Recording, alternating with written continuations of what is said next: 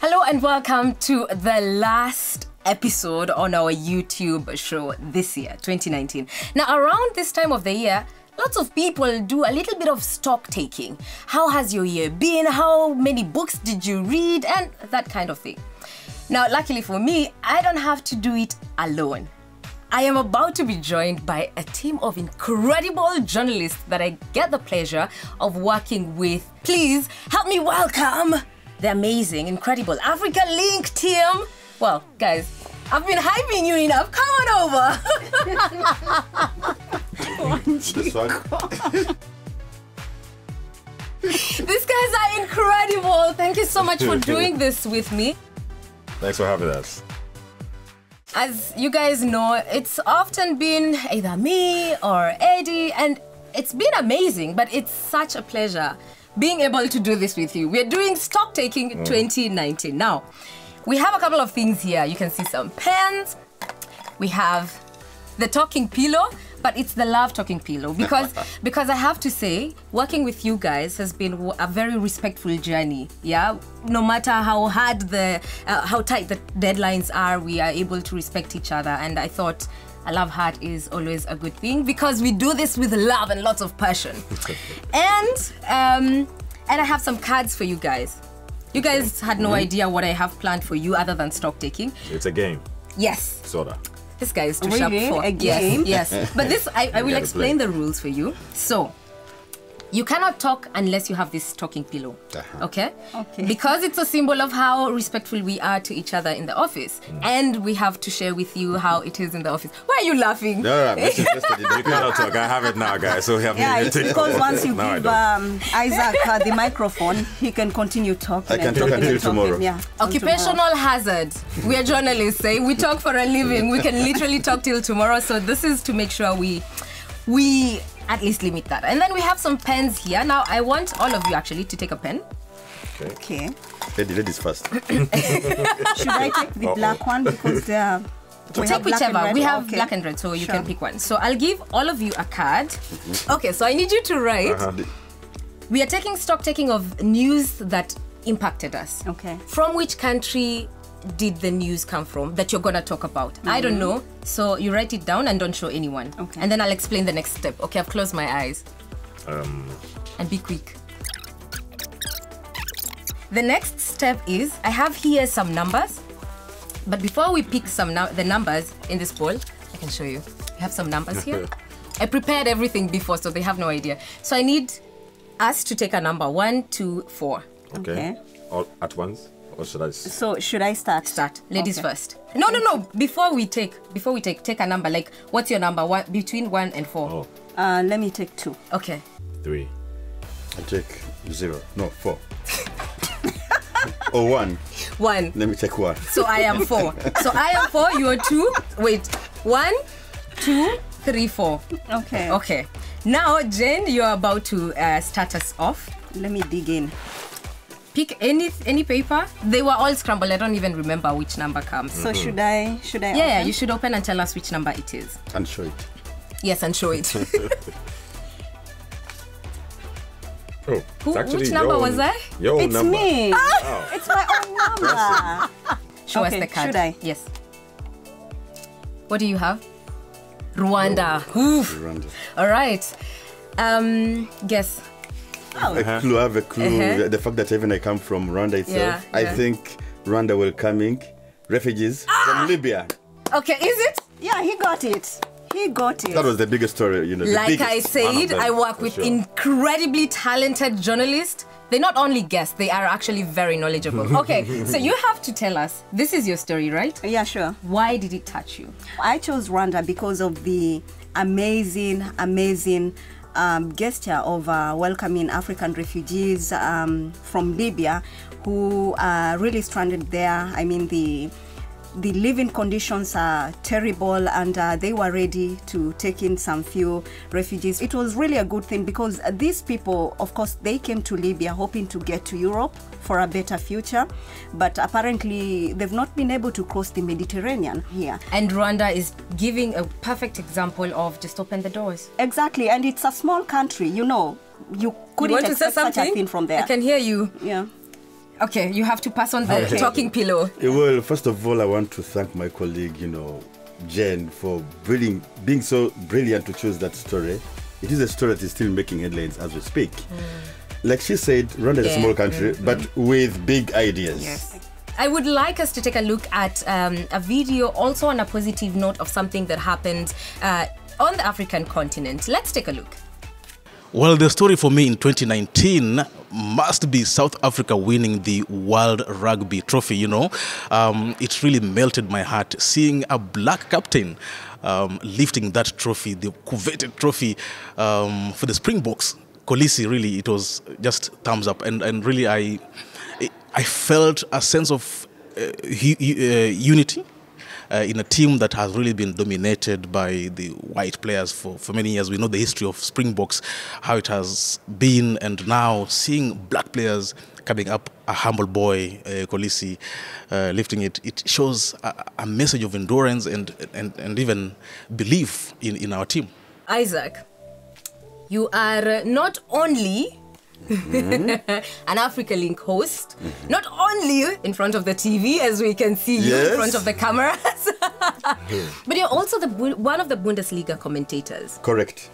We've just listened to Bruce Amani talking about the win of the South African team during the Rugby World Cup. Is there another remarkable story that came out for you? Sports story. So let me grab this. Yes. I mean, everyone predicted wrongly as usual and gave the win to England. Except me, though. Yeah, I felt the fire burning. I knew it was going to go to SA.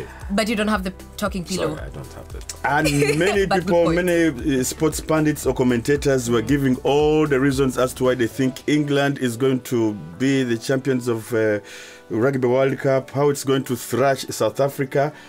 But being the positive thinker, as I am always, That's not really true, but okay. We are laughing because we believe him, by the way. Yes, you have to believe me. Don't mind about these guys. I knew there could be some magic. Let me call it South African magic. Voodoo. Well, I call it voodoo. In your words. Oh, no. Remember positive thinker. Why is it magic instead of voodoo? Isaac, let me just stop at what Isaac. I mean, we are forgetting to recognize the journey that got them to the finals. They had beaten very strong teams emphatically. There was one particular scoreline that was 43 to a single digit or so. So they had a very good run to the finals. So everyone knew they could not just be dragged aside. And so England even knew that, So just like Isaac said, I guess we're one of the very few people that knew that South Africa would go all the way, especially something special about the team was the first time a black person leading the team. Exactly. That was obviously an emotional point for me in the game. So absolutely. Also for Bruce, and I'm taking my pillow back. All right. So now I want us to move on. I'll grab this, and I'm sure this should be Eddie coming up. Oh my gosh. Number four. I was number 4. I have the talking pillow. All right. I am very interested in smart stories. So, and in particular, Sierra Leone's smart country ambitions. This is actually not my story, but it's a story that we covered at our department, at the Africa department, where the president, after coming into office, enacted a Directorate for Science, Technology and Innovation.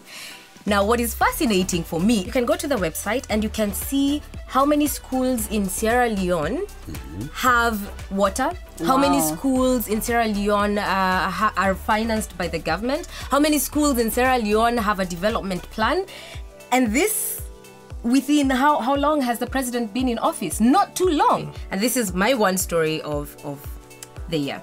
Okay. Of 2019. Now, moving on swiftly. What is your most remarkable story of 2019? It comes all the way from the vast Democratic Republic of Congo. I thought is the refugees in DR Congo getting better treatment there, and about Ebola. And I thought it was about Ebola. Pass. Yeah, Pass. I thought. And rebels. That's a pass. Yeah, I mean, You have to touch the talking pillow. because he said it's positive, so I don't know if there's really false and a positive. But there's been constant stories about how MONUSCO, people, are demonstrating against MONUSCO because it's. Let me give it a Let me give it a Your chance is gone, and I have the heart. It's about your talking is illegal. Okay, Jane. wait. I have the heart. You cannot be a dictator on this show. Bring this heart. Okay. I think it's about the doctor who is taking care of the women who've been raped. Yeah, that was a very positive story. That was a very positive story, but it's not that. Okay. But give up. it's a story that also allows the doctor that Jane is talking about, Dr. Mukwege, the Nobel Peace Laureate, to do his work more peacefully. I thought for me the biggest story in the DRC was the electing a new president after many years that this country has never had a democratically elected leader. You know very well, in January this year, Joseph Kabila had been there for 20 years. And he wanted to stay on, to hang on just like many other leaders in Africa. Yeah. Surprisingly, came in, Felix Tshisekedi, the son of a veteran leader, the late Etienne Tshisekedi, and had made promises that he wanted to fulfill to change Congo around, to do things differently in a way that DRC will not be synonymous again with war, conflict, and strife, and all that, women being raped, like Jane mentioned, So, and the positive things have started working out. MONUSCO has been on the ground for many years, over 20 years, but nothing really tangible to talk about. I like that Felix Tshisekedi is the new president. He wants to fulfill one of his biggest promise, and that is to pacify Congo. Congo can be a crossroads of the whole of Africa. And we are seeing that being done in recent days. We've seen top commanders of these militia groups being killed on battle and others being captured, and now they're standing trial. We've seen some of the young boys who are lured into these fights being reintegrated back in society. In other words, who knows, in the coming days, some of us will be going to work in the Congo. Although at this moment, when you talk about DRC, many people say, oh, it's not secure. If someone was telling to go and do a story there, many people say, no, I'm not sure of my safety. So the bottom line is that one thing that really caught my, we don't have to wait for foreign boats to come and really take care of the security in your home country. You can do it yourself, and it can work out like we are seeing in the Congo. Taking the lead by itself and calling also the neighbors. The neighbors, you help me in my plans. They're fighting, the other rebels in the Congo from Uganda. So they're taking on these rebels without waiting for the UN troops, because the UN, one thing also I want to say, without fear of favor and without fear of contradiction. This is a clear platform. Yes, is that the UN troops there want to stay because of the money they get at the end of the month. It is a hefty pay. So in case peace returns, I'm back. People who will back to where it's not about minerals. They don't want to stay there because of minerals. Part of it is minerals. I mean, we have pictures. We have evidence of UN troops with sacks of coltan. They're supposed to be pacifying places, but we have pictures. There's evidence to prove that they've also been interested in minerals instead of keeping that peace. And besides, the groups that you see fighting the Congo, they don't have a particular ideology of something they want to do. They are groups that are led by business-minded people that are supported by even to a larger extent by foreign companies to get the minerals with which our phones we move around, taking the selfies. You have to know where the minerals come from. Isaac, and then decide like we say in my mother tongue, come slowly. Opening so many different cans of water. Pumps ahead. Pumps ahead, exactly. But it's really remarkable that from this country that has, how would I say it, in the mainstream media has often been, only negative stories are coming out, that we have been able to cover a positive aspect of the development that is going on. Exactly. So we are not just, we're not saying bad things are not happening. That is not what we are saying. So don't get us wrong. We're saying there are also developments, positive developments that are happening in this country. And so thank you for raising that up. And because I have the talking pillow, I'd like us to take a look at another story that that made headlines across many different countries. Now, this is a story that I was not surprised that it was mentioned. I was surprised, however, by the number of people who mentioned this particular story. The biggest story for me on the continent this year was the xenophobic attacks that happened in South Africa. The feel of the xenophobic attack kind of got out of hand when we saw African countries send in airplanes to airlift their people to their countries. Also, we saw the reprisal attacks that happened in Nigeria. In Ghana, there was some developments also around the same subject where we had targeted disinformation against MTN, which is a South African company. I think it's a very important story in the African context. This year also marked 25 years after the fall of apartheid. And that's, you know, for any South African, that's something, that's a time where we reflect on where we've been and where we're going. For a continent that is dealing with repression all over the world, for Black Africans to turn against Black Africans, that for me is something that I simply can't wrap my head around. And so I'm hopeful that next year that sort of problem will not repeat itself. And South Africans will understand that Black Africans trying to make a living in South Africa are not the problem. You guys have seen xenophobia in South Africa. Now, we also have another clip here from Thuso Khumalo, who is on the ground, and this is what he had to say.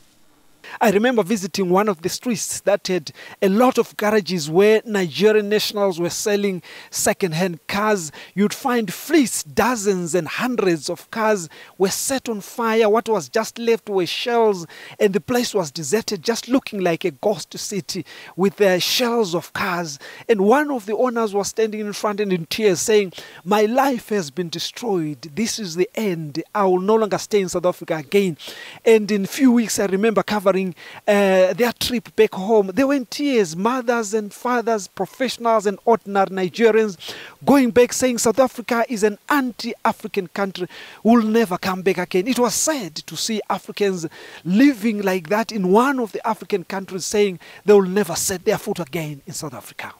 Xenophobia. Does anyone want to say anything after this? Xenophobia. Okay, and then you.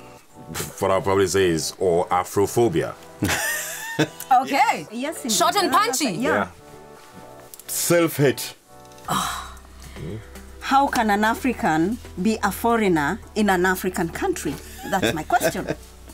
You guys, you have to start commenting, because this here is powerful. Yeah. Okay, so it's the last one. Eddy That's Micah three. Jr. You have the honor of have the touching honor. the Finally. talking pillow. Represent guys from Rwanda. So show us, what do you have? So basically, I guess I should show. I have basically Ghana, Nigeria, overall Africa. I think the big story in Ghana, Nigeria, and some parts of West Africa, it was about sex for grades.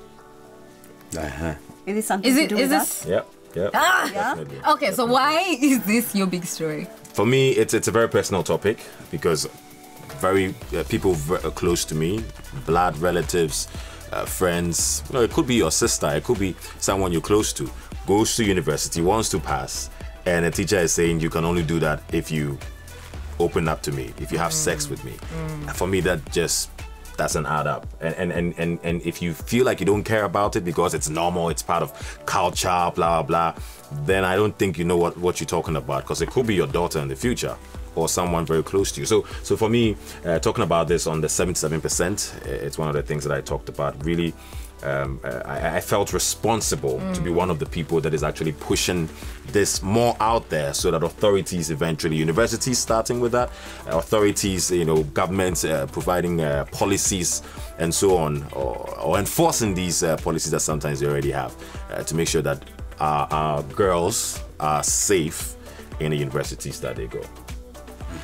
Yeah. I have something to share about sex for grades. Unfortunately, like you say, it's too common.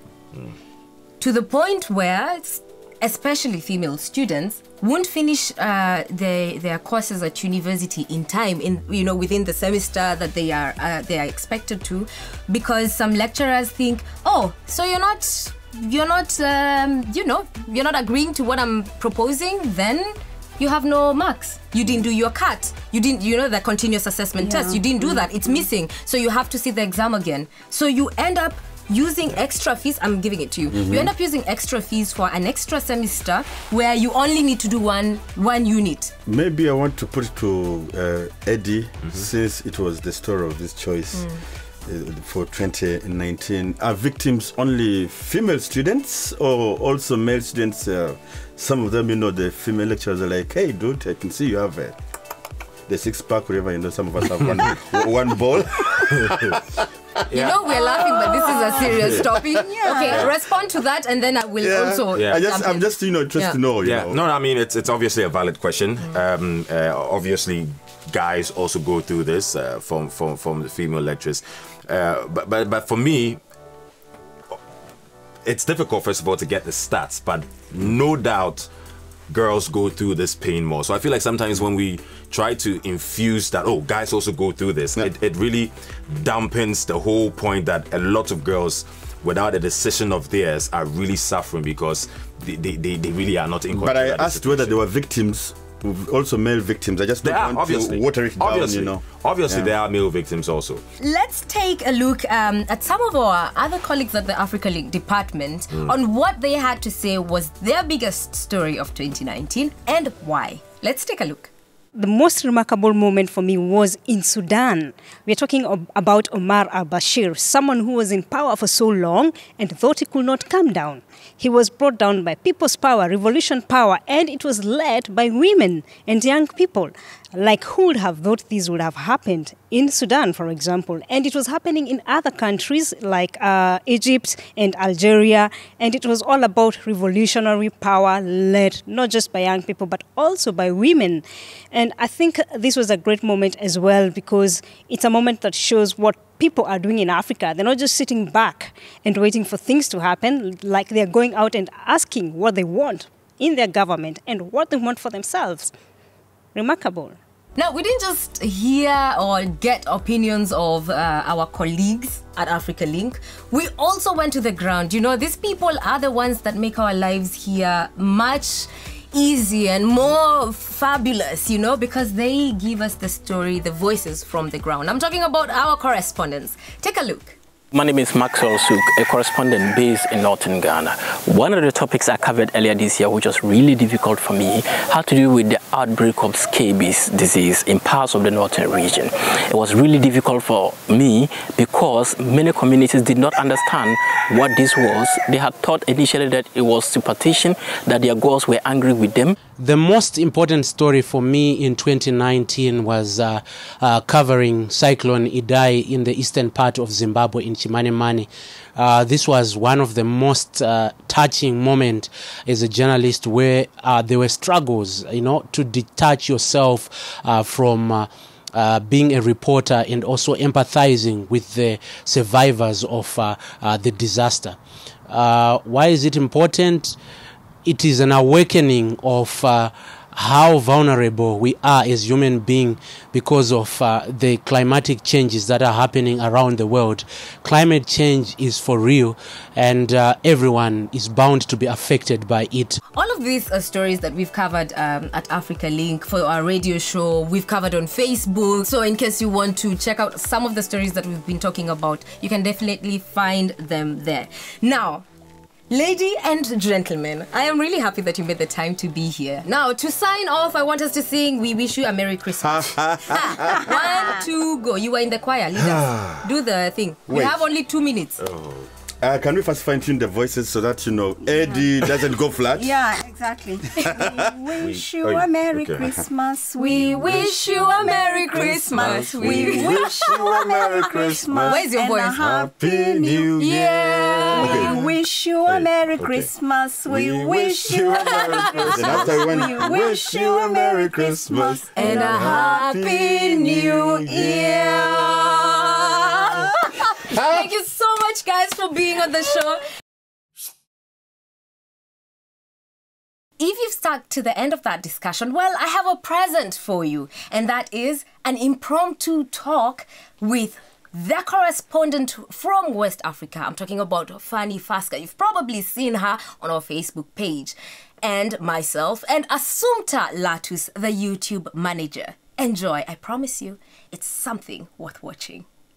To me, the most touching story was definitely an assignment in Mali, in the outskirts of Bamako, where I met children who were living on a waste dump. And that was shocking in itself. But the fact that when I spoke with the government, the fact that they denied the existence of this area where these children lived was very, very shocking to me. But it also made me realize how, in many ways, the life of people are irrelevant as long as there's no one who's reporting about them and their stories.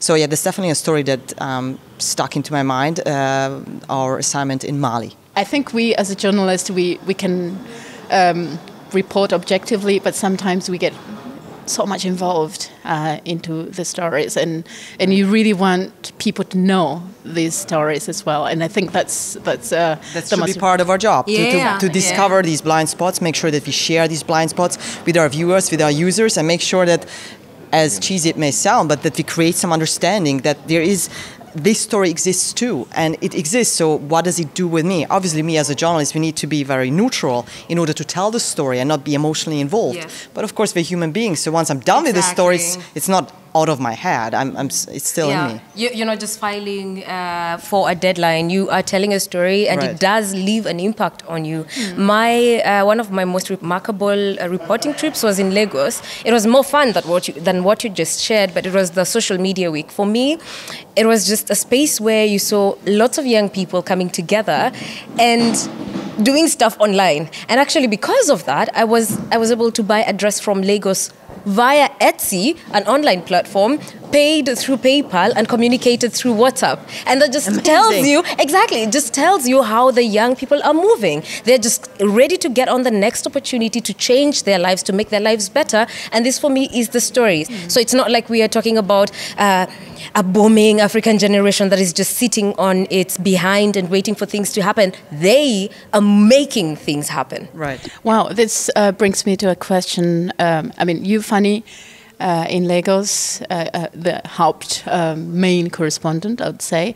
Next year is 2020 is the year, and a lot of things are going to happen.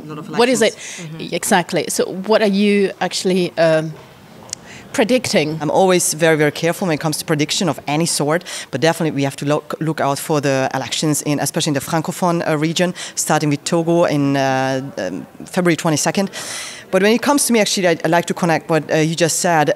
It's not just the stories about, unfortunately, the very rough stories that we also have to cover, but there's a lot of potential in Africa. And those are the stories that also I like to dig deeper into and highlight. So people actually realize there is a lot of potential. A lot exists already in Africa. Nothing has to come there. The people are already there. The talent is already in their minds. Or they're very talented. The ideas are already in their minds. And I would like to do also more stories that I don't want to say like uplifting stories, but rather stories that are more constructive in nature and where you have the feeling, wow, I really didn't know or didn't think that this exists in West Africa. What about you, entrepreneurship? What is coming in 2020? I think I see the space widening, so the digital space widening for young people. They already, like Fanny has said, they are already doing stuff on the digital media platforms, but I think I see more awareness. I see a bigger impact of what the European Union passed as the digital privacy protection laws being also assessed and examined by the young people on the continent, and they are actually wondering, okay, so you're taking a photo of me, where are you going to publish it on? They're asking the important questions. Exactly. They're more conscious. So they're not just waiting for the governments to pass laws to protect them. They are taking the initiative and asking the hard questions that people really need to be asking. Just one thing, talking about that entrepreneurship and what African people are aware of. I recently had an interview with this lady from South Africa who is partnering with the government to develop a robotic and computer science curriculum for schools that talking about 16 years of age. Mm-hmm. Computer science, that people that they have to know how to code. Right. Why she is actually convinced that you can only empower people from very little things. For example, education. Yes. That's one. And the second thing is we don't have to have the the CEO of Twitter coming to Africa and teach Africans how to do these things. He went to Abuja, I think. Exactly, he's going to live there. He's going to live there for some few years. So I think Africa is rising, Africa is growing, and Africa is it's not really the next continent, is the continent right now.